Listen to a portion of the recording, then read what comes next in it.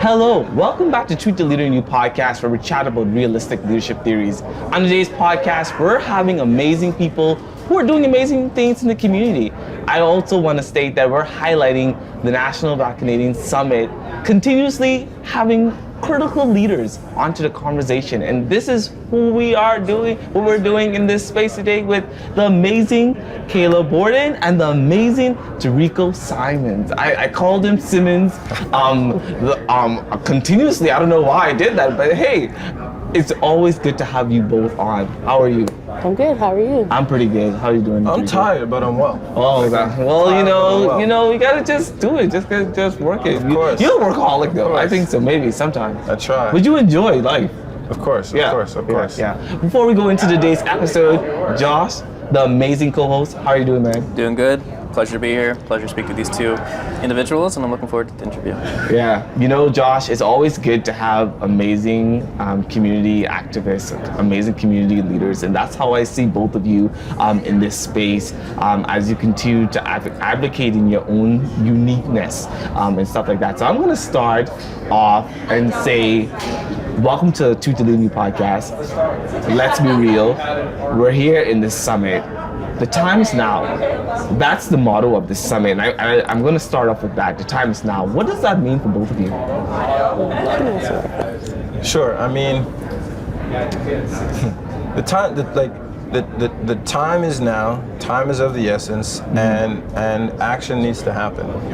And so, when we say the time is now, tomorrow we're going to say the time is now. 10 years later, we're going to continuously say the time is now because Black people, African Nova Scotians, folks in diaspora in Canada have yet to get their just due in terms of the contributions we've made to society, in terms of the things that we've built. And so forevermore, we're going to continue to say the time is now until we don't have to say it anymore. Wow.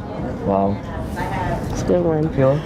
For me, the time is now. I feel like is just to move forward and not wait and put our best foot forward with growth and just like celebrating ourselves, celebrating our peoples, and like I said, not waiting for folks. We see people doing like a lot of entrepreneurship. They're doing their own businesses. They're not waiting to be hired from folks. So like we need to continue to do that and showing those coming after us that they need to start that now. Yeah. And that's how we talked about advocating. You both advocate in your own uniqueness, I call it. Why do you think advocate is important? Why do we advocate? We need to be there for ourselves, for our people, because no one else is going to do it for us. We do have people that have been paving the way. There's a lot of activisms before us, but we need to keep on pushing that. We need to bring that accountability because like they're not opening opportunities for us, we're opening opportunities for ourselves. Sorry, I was holding in a cough. Didn't want to interrupt that. So I think that we advocate because we can see what a better tomorrow or a better today could look like. And if I felt, or if people felt that we sort of have what we need to have, then we might not have to advocate as hard as we do. And we advocate because we, as sort of a people, and especially Black people, relationships are important. So we advocate for the collective. I know Kayla, and like you're not out there advocating, just for yourself, but you're advocating to push the agenda for the rest of folks, because there's some stuff you're going through right now, and like I know obviously it's not a situation you want to go through right now, but like you're gonna walk that fire so that to make that path easier for anybody else who might have to come behind you. And so I think it's like advocacy is about like seeing a better tomorrow, but also, we might have to step on a couple nails and tacks just to make sure people coming behind us won't have to do the same thing. It's hardwood after that. Nails and tacks forever. See that analogy?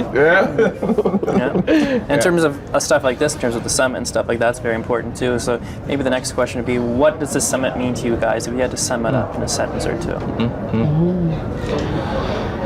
For me, I feel like it's celebrating ourselves, coming together as one peoples. I feel like we're kind of segregated a bit, especially with our communities. This is an opportunity for us to come together and celebrate one another and see what folks are doing, sharing skills, sharing experience, sharing that knowledge.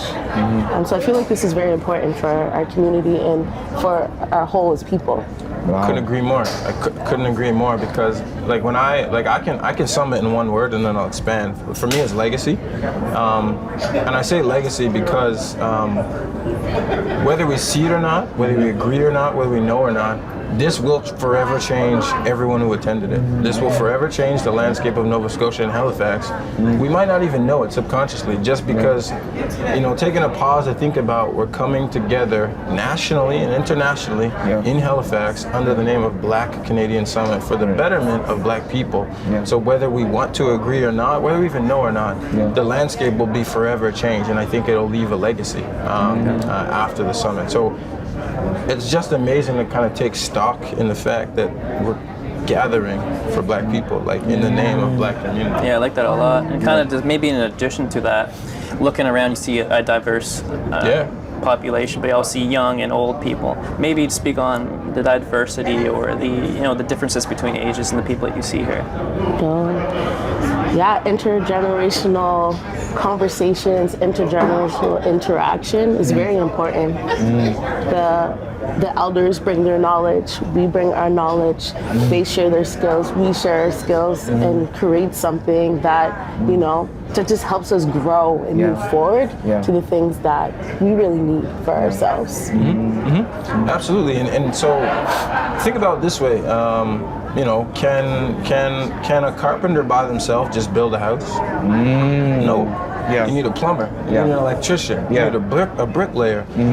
Can Black people by themselves solve the issues? No, we can't. So we need the diversity of people. We need the age, diversity of people in general, and that intersectionality. And so, there was a lot of questions around, is this event just for Black folks? No, but that's the focus. That's the focus, right? And so we need everybody else to be here to also play their role in sort of building that house as best as we can. Because one carpenter alone can't build it, and the Black community alone can't fix it. We need everybody. Wow, that's so amazing. One carpenter cannot fix it. What did you say? One carpenter cannot build a house, and the Black community alone cannot fix the issue. And that's that's so important to know that when we think about diversity and stuff like that, I don't want to go too deep into it, but go for it. Go for it. Let's do it. When we think about diversity, we think about from an organizational perspective. I know that there's different organizations who want Black individuals on committees, on the diversity committees, on the equity committee. How do you feel about that? I don't think that when you think about Black people, it should not be, you think about diversity, or where you think about an Asian person, you think about diversity. So I think that in terms of diversity, there's diversity in people, there's diversity in opinion, there's diversity in experience, and I think that my take on this is that if you bring the most, this might not be grammatically correct, but the most diverse amount of people in a room, on a board, in a workplace, you're going to get the most well-rounded perspective that reflects the society that you work and the society that you live in. And so if we stick with a homogeneous group of folks, if they're all white, if they're all Black, if they're all whatever, we won't get the most diverse opinions possible, because everybody will be coming from sort of the same, geographical or sort of social location. So the more diverse that you can have, the better. It's the best return on your investment. I just can't fathom or think about the fact why people won't take more of an aggressive stance or step towards increasing the diversity wherever you are. It's just the best thing that you can do.